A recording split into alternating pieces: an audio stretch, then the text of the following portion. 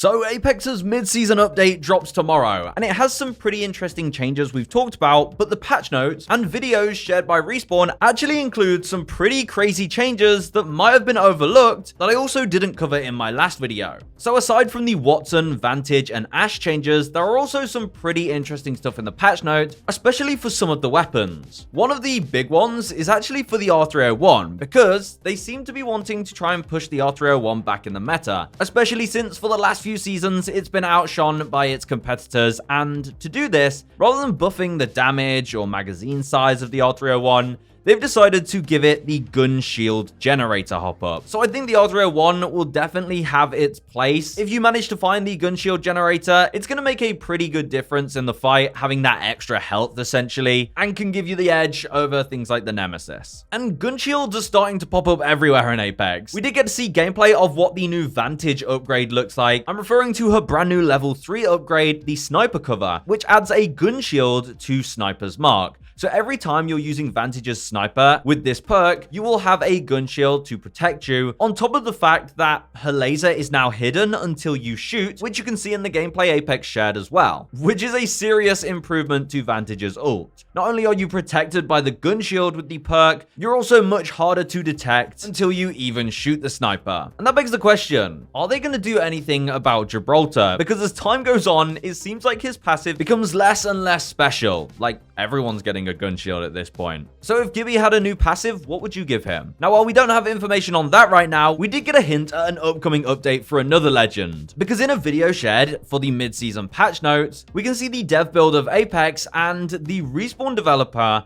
is playing Octane, and you can see Octane's ultimate has 2 charges, 2 jump pads, which would make sense if he had the perk active that allows him to have 2 jump pads. But here we can see the dev had no perks active. So it seems like this could be a future build of Apex, potentially season 26, and they're going to give Octane a buff by integrating his double ult perk into his base kit, giving him 2 jump pads. And this will likely come with a few more updates, because Octane used to be the main movement legend of Apex, and now it seems so many legends have movement, like the Ash Dash, the Sparrow double jump, has really put Octane down a peg. But Apex does have an answer to the current movement meta. It seems they're trying to balance movement legends by giving us more ways to counterplay them, specifically Ash's dash and Sparrow's double jump, because in the patch notes, the Arkstars got an update. If an enemy is hit by the explosion of an Arkstar, it reduces their momentum while in the air or sliding, completely halting the enemy's momentum, giving them no real way to escape the blast of an Arkstar and the following pursuit of your team. On top of that, the Arkstar explosions will also consume the cooldown on Ash's dash and Sparrow's double jump. Now, this may sound familiar if you watched my last video, because this is the exact same effect that Watson's Fencers will have in the mid-season update. They buffed Watson's tactical in many ways, and one of these is that now her Fencers will kill all momentum if you jump through them or slide through them,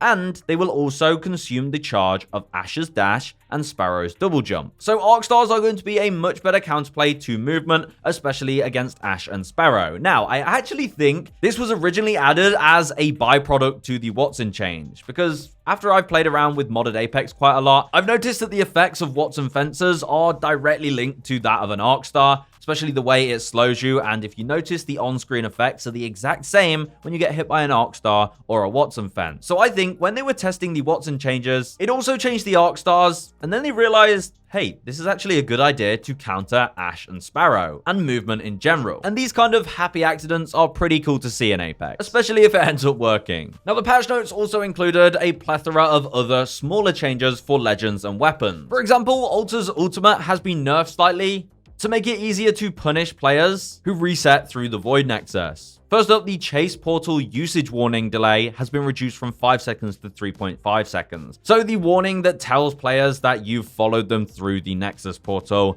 has reduced, so you can catch them off guard a little bit more. And this comes on top of some previous changes that were in a previous hotfix, like the Chase Portal activation delay was reduced from 8 seconds to 6 seconds, and the cooldown after usage was increased from 30 seconds to 60 seconds. Ballistic was another one of the legends that's sitting at the top of the pick rate right now, and they've also nerfed him as well. First up, his tactical damage on activation has been reduced from 20 to 15, and this is on top of another change that was in a previous hotfix, where they reduced the damage from the overheat from 30 to 15.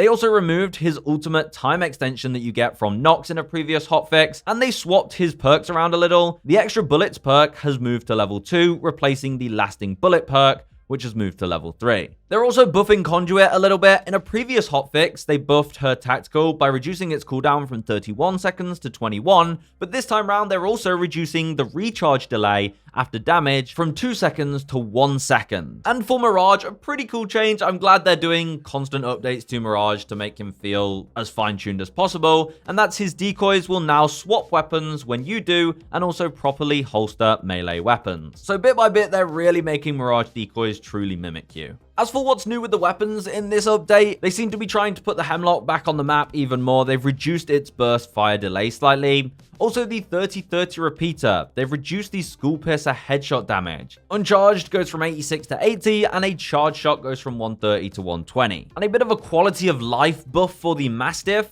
There are new ADS firing animations, so the weapon now returns to the center of the screen sooner, so it should feel much smoother actually shooting and trying to keep track of your targets with the Mastiff. The Prowler also got a buff. They've improved its horizontal recoil in burst fire and full auto, and they've reduced its burst fire delay. They also buffed the Sentinel by increasing its rechamber speed while it's energized, but they also did some really nice quality of life changes. First of all, at the weapon arsenals, they've increased the interact size of the consoles, making it less likely that you unintentionally grab a new weapon while enhancing your current weapon. And it's about time they did this. The interaction screen is so tiny, it's really annoying. So that should feel a lot smoother next season. And also, a pretty big one, they rewrote the hold to use system to make it more accurate, and players should swap weapons on accident less often as a result. Because a lot of the times you will accidentally grab something when you're trying to hold to interact. And because they've rewrote this system, it should now be much more accurate, so when you're actually holding the button down, it doesn't think you've just pressed it and then swapped the weapon, and yeah, it can make for some pretty chaotic moments. And an interesting little one, they changed the VFX for the thermites. They've done a few things here. There is this video that plays side by side. This is the one where we saw the double Octane jump pad. And here you can see a list of things they've done, basically reducing the number of particles, making it more accurate to where the burn zone actually is. So hopefully performance and just the general look of it should be improved overall. So there you go. That's a bit of a roundup on a lot of interesting changes in the patch notes that I didn't really get to cover in my first video, as Respawn didn't send me all of the details on every minor change, but I think there's some pretty significant stuff there, like countering movement in Apex and potential Octane buffs next season. I'm excited to see how that goes. And let me know if there's anything that caught your interest in the patch notes. And when the update drops tomorrow, I'll be testing a few things out, especially to do with the Watson, Vantage, and Ash changes. So if there's any gameplay specific changes you want me to try out or test in my next video,